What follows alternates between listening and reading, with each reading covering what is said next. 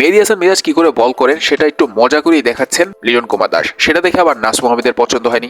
এই নিয়ে আবার তিনজনের মধ্যে বেশ কিছুক্ষণ ডিসকাশন চলছিল। অন্যদিকে তাসকিন আহমেদ এবং ফিল্ডিং কোচ নিক পোথাসের মধ্যে আড্ডা জমে ক্ষীর। অন্যদিকে কিছুক্ষণ পর দেখা গিয়েছে লিটন কুমার দাস দাঁড়িয়ে দাঁড়িয়ে পারভেজ হোসেন ইমন, জাকির আলী অনিক সহ আরো কয়েকজন ক্রিকেটের সাথে কথা বলছেন। হাসান মাহমুদকেও দেখা গেছে হাসি মুখে আড্ডা দিতে। পুরো আড্ডাতেই তিনি মগ্ন।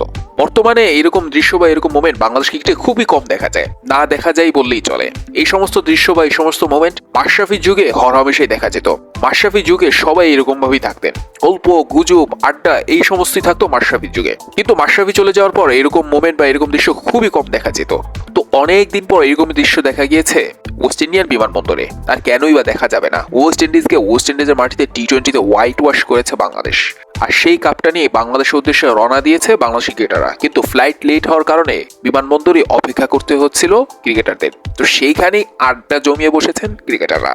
তো এই সমস্ত দৃশ্য বা মোমেন্টগুলো দেখে মাশরাফির কথা কার কার মনে পড়েছে সেটা জানি না, কিন্তু আমার মনে পড়েছে এবং সাথে আফসোসে লেগেছে যে এইরকম দৃশ্যগুলো হরহামেশা কেন বাংলাদেশ ক্রিকেটে থাকে না। মাশরাফির যুগে যেরকমটা থাকতো। তো একজন ক্রিকেট প্রেমী হিসাবে আশা করি, কামনা করি যে বাংলাদেশি ক্রিকেটারদের মুখে এরকম হরহামেশাই যেন হাসিটা লেগে থাকে এবং বাংলাদেশি ফ্যানদের মুখেও যেন হাসিটা থাকে। তো প্রিয় দর্শক, এই আড্ডাটা দেখে আপনাদের কি মাশরাফির কথা মনে পড়েছে, মাশরাফির যুগের কথা মনে পড়েছে? সেটা অবশ্যই কমেন্ট বক্সে জানাবেন।